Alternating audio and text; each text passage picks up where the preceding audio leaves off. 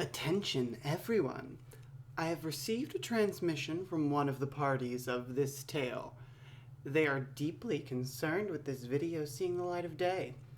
Let it be known that all my friends are deeply important to me, which is what makes this story so important to tell accurately. And also, let this be known.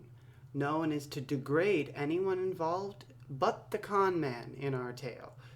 All the world's a stage and all the men and women merely players. Please stay off my stage. We're all clear? All right. Lights down, everyone. Let the show begin.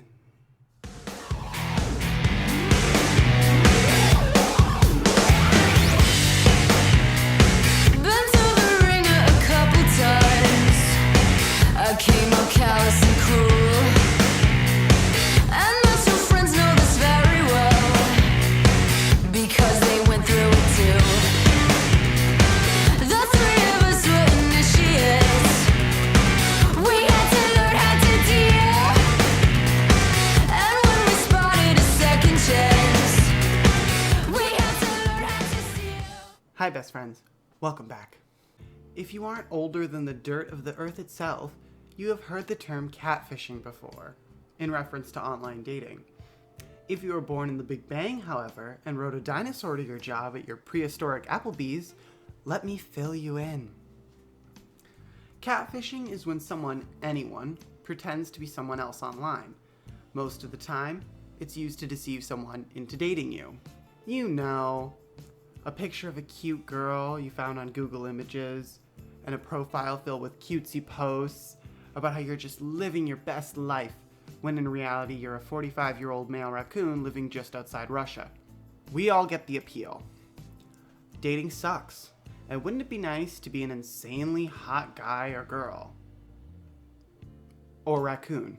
If you aren't able to fit society's standards, you just fake it till you make it. Honestly, a case could be made for social media influencers being catfishes in a way, tricking their followers into believing in a lifestyle that's all about wealth and beauty and freedom.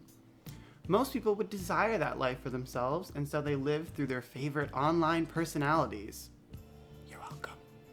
When it comes to dating, catfishing has more obvious, observable benefits. In the world of the internet, you can present yourself however you want. Wealthy, hot, intelligent. You can tailor yourself to be anyone. All this to hook some sucker into falling for your online persona. Before the age of the internet, catfishing wasn't really a thing. No, people had to make do with fooling people the old-fashioned way, which is to say, in person. Conmen haven't exactly died out, just changed their form. For the most part, almost like an evolution. It's rare these days to encounter scams in your real life. Now let me tell you the story of what happened when I had the misfortune of finding myself dating a real-life, flesh and blood conman. That's right, not just some person pretending to be a busty teen on the internet. A living, breathing con artist. Everything contained in this series is 100% accurate. At least as accurate as memory can be. Before I begin this sordid tale, let's do some world building, shall we? You see, I want you to think of this as a play, or even a soap opera. I want you to really be able to follow me on this journey through the roughest years of my life. To do that, you need a vision of my life at the time when I met this conman. This was around 2012. I was living at my grandparents' house with them and my mother. I had an interesting childhood. I never felt close with my family, and my mother was not very motherly. She loved me, of course, I assume, but we were more like friends than a typical mother-son relationship. I have an older brother and an older sister, but we never really interacted a lot. My mom and my siblings, they were more about drugs and drinking and having a good time. For me, fun was being in my room, reading or playing video games or making an art project. I was a huge nerd with a messed up family, is what I'm getting at. Growing up in such conditions, and being gay no less, I spent a lot of time being alone. I loved it. Until I didn't love it. I never found it easy to talk to anyone my own age. The area I went to school in was very middle to upper middle class. The way I saw it, these kids couldn't have understood me even if they wanted to. They were used to having perfect IKEA bedroom sets and dinners at 5 with mom and dad. I was used to a bowl of cereal in the den I was using as a bedroom before I went to sleep with a couple blankets on the floor. Not that I had it so nightmarish by any means. My grandparents were relatively well off. However, both didn't care for me much, and being my mom's favorite didn't do much for me considering she struggled to manage her own life, let alone having children. I grew up earnestly believing that being ignored by these people, my family, was simply my burden to bear. I would frequently tell myself that in enduring this, I would be stronger than those around me. You'll never believe this, but I developed a little bit of baggage. The longer I was isolated, the more I felt it was all some sort of test of fortitude. The main positive to all this was that I became very good at observation. People, situations, the meanings behind things. I would steal textbooks on psychology and read them at home for fun, which is something all well-adjusted children do, I imagine. I thought that if I spent time watching people, I would figure out how to not be ignored when I felt like it, of course. Baggage? What baggage? Eventually, after a time, I guess all my observation paid off. I began to build myself a family. I met people as I went through the later years of school and finally felt it.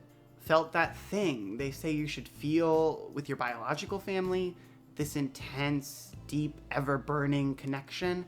I know that people often say, "My friends are my family."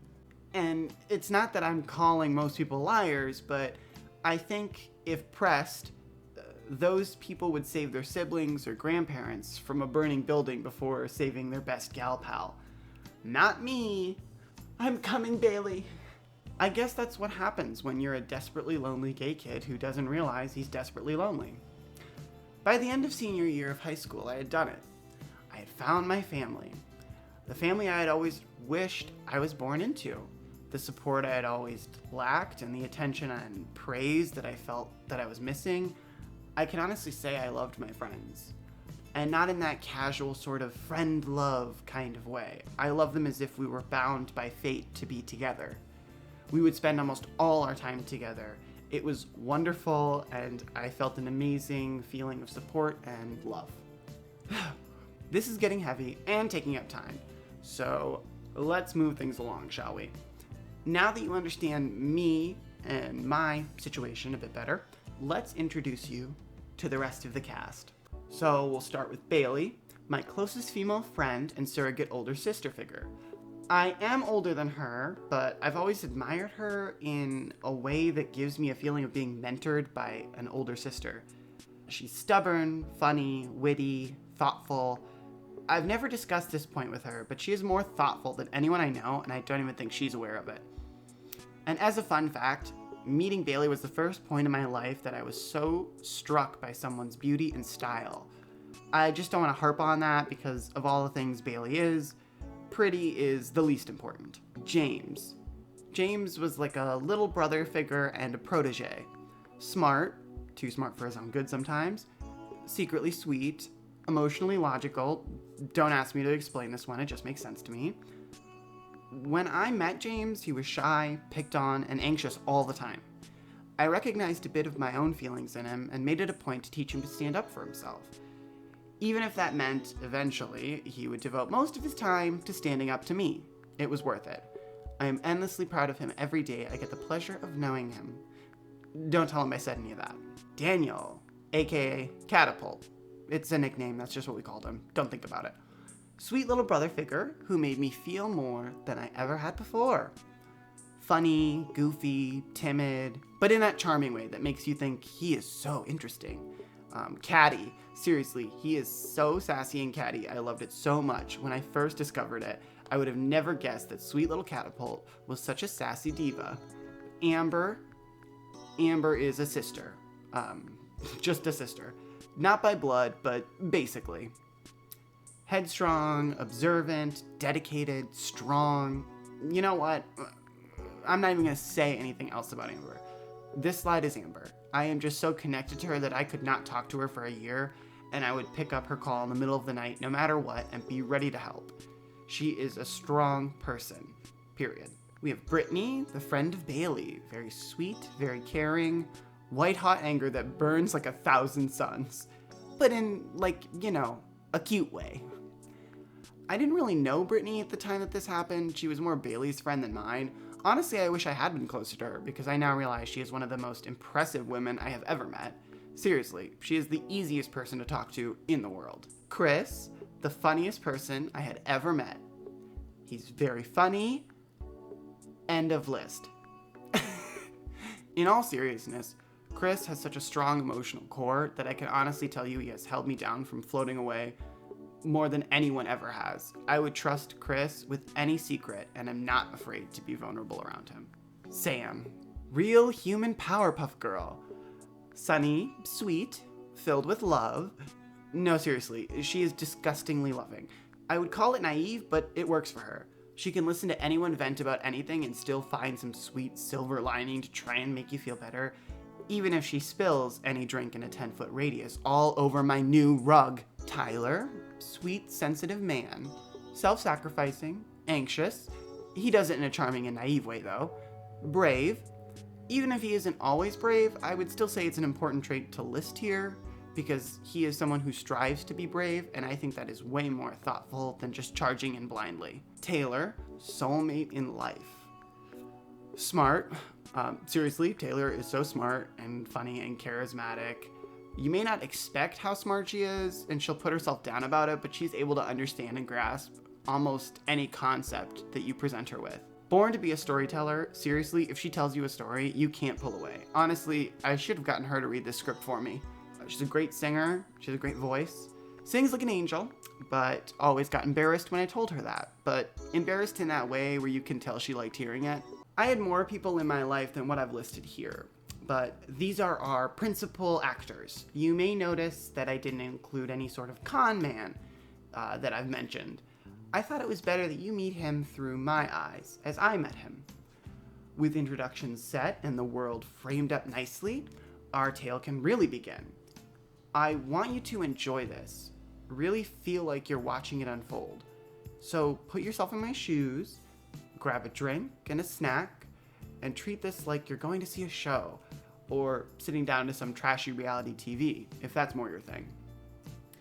Let's find out what it was like to have a con man turn my entire support system of friends against me, make them hate me, hook them all up to his little leash, and eat up their personalities, chewing them up and spitting them out, using them to kick me down again and again until I was left more alone than ever before and feeling betrayed and helpless.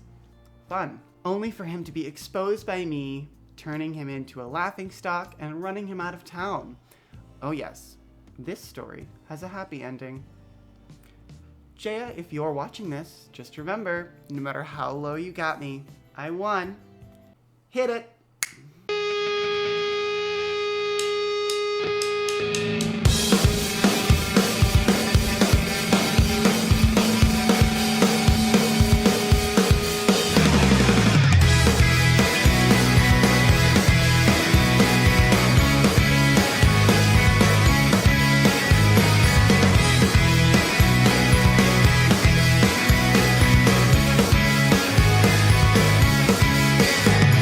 Whoa!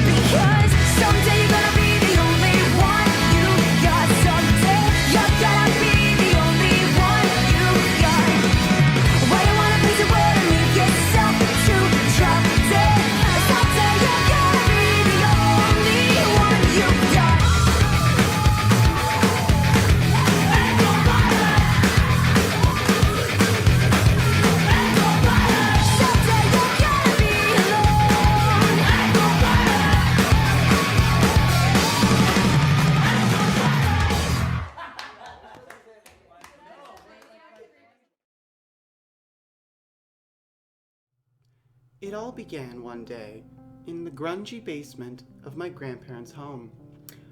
I was in my bedroom, accessing the internet, as one does when they are a modern woman who don't need no man. Anyways, I was on this dating site and I had gotten a message. The username was something nerdy, I can't quite remember.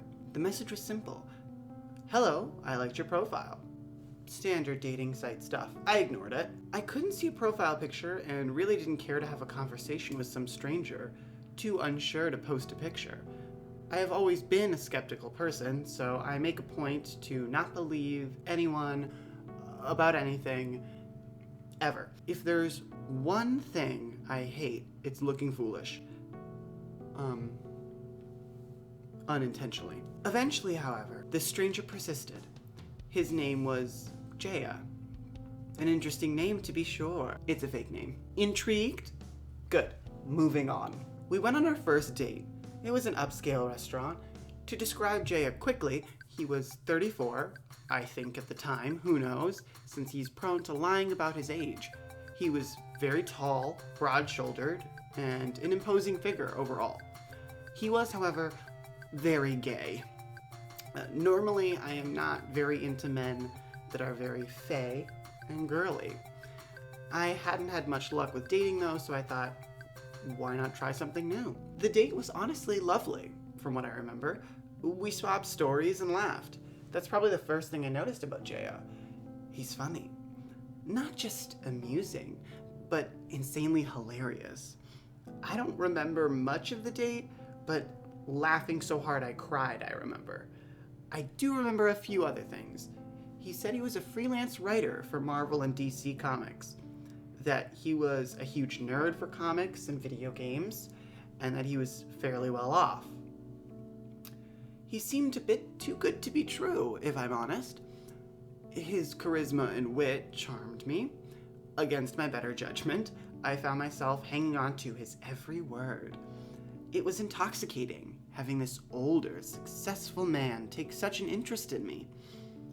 We agreed at the end of the night to a second date. I was still feeling off about him, but hopeful that this change was going to be good for me. So it began. The dates, the long talks. Jaye was, and I imagine still is, so easy to talk to. He can seem to match anyone's level in a conversation. He seemed to be thoughtful, funny, clever, interested. I eventually told my friends about this wonderful new man. Sure, he was a bit of a braggart, but who isn't when they first meet someone? I gushed endlessly about him, how wonderful he was, how perfect he seemed. This is what is professionally referred to as an oopsie daisy. I had been refusing him when he would offer to go to his place. See, I was finding it difficult to find myself sexually attracted to him. He was so feminine, which, so am I. There was nothing wrong with that, I just wasn't able to naturally find an attraction. I remember once bringing this to Jaye's attention after he brought up our lack of a sex life, and he assured me I was just nervous because I had never dated someone so wonderful before. That if I gave up on this budding romance, we would both regret it. He was rather talented at making you rethink your choices. Eventually, I relented and went to his place one evening. We didn't have sex that evening. I was still struggling with that. That was when I met Doug, though. Who is Doug? Well, you tell me. As Jaye explained it, when Doug came into the kitchen and we were chatting, Doug was his ex-husband. They had tied finances, and Jaye was allowing him to stay there to get back on his feet and pay back the hundreds of thousands of dollars he owed Jaye. You see, they had signed some sort of contract. For every person that Doug slept with in the marriage, he owed Jaye money. Has anyone seen my red flags? Hello? It all seemed weird to me. And what's weirder is Doug just sat there. He didn't confirm or deny any of this. Jaye also said Doug was HIV positive and had attempted to give it to Jaye. Very dramatic, wouldn't you say? How benevolent of Jaye then to allow Doug to remain living with him. Oh, but I suppose he did owe Jaye all that money. It was on this night, staying over the first time, after I had talked this man up to all my friends, my loving and caring friends, that I discovered he was truly full of shit. As I've already said, Jaye is incredibly charismatic. He draws you in. Me and Jaye talked from that evening till the sun was high in the sky. He told me about his past, his work, his schooling. I will walk you through what I can remember in a moment. I just want to preface this list with a question. That's right, this is one of those plays with audience participation. The question being, how many of these things could you hear and still believe that one person could live this much life without being a celebrity of some sort? Got your answer in your head? Then let's learn more about Jaye. Born somewhere in Europe, his father was a spy, and mother was a homemaker, I think. I can't remember. His father was framed for his mother's murder after she was shot in front of him, the bullet grazing his arm. He would then always point to like a vague location on his arm, saying it was the bullet scar. Oh, it hit me right here, right in this zone. He had a twin sister that died when he was younger. He came to the US after his parents died to live the rest of his childhood with his mean relatives, like Cinderella. He was sent to an orphanage at some point where he met Janie and Vivian and Rain. You know, that super not a comic book fans made up childhood friend name, Rain, spelled with a Y. Janie became a famous fashion designer in Japan. Vivian was a high-powered lawyer in New York City, where they all grew up. Because he saw on TV that New York was cool, I assume. Rain eventually killed himself. Aww.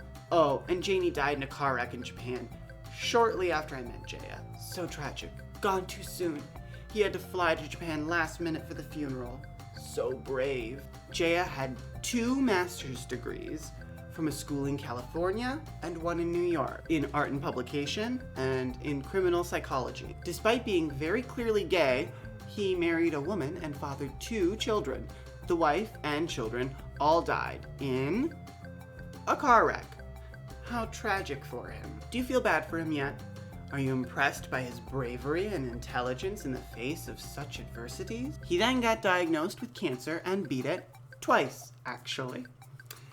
He had remarried to Doug, who treated him like garbage and cheated constantly. He would have to take the bus to chemo because Doug would be so busy cheating on him. So brave.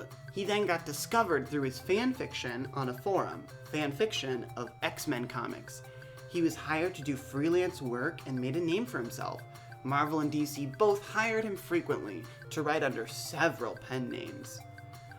I will state here that the basement of his house was filled with artist's equipment and storyboarding equipment and lots of notes and sketch pads, etc., etc. Never once did I see him use any of these devices. He had met several celebrities that were fans of his work and followed it with interest. He was planning on starting his own comic company to kickstart his own idea for a story, which he went into in great detail. He would call his company Blueskiescomics. He and Doug had divorced, but stayed living together due to his massive debt to Jaye. They moved to Minnesota for a fresh start. And that's just the stuff I can remember. He would always have a Janie or a Vivian story ready to go. That time me and Viv did this, or me and Janie did that. The stories were engaging, funny, charming, and very detailed. He didn't even seem to have to recall those tales, no matter how old they were. Very quickly, I'd come to see that feeling of unease I had was correct.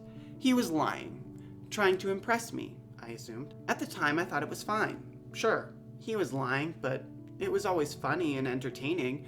Just charming made-up stories, or tales of harrowing survival told with banter and wit. It was at this point I thought I had to introduce him to my friends.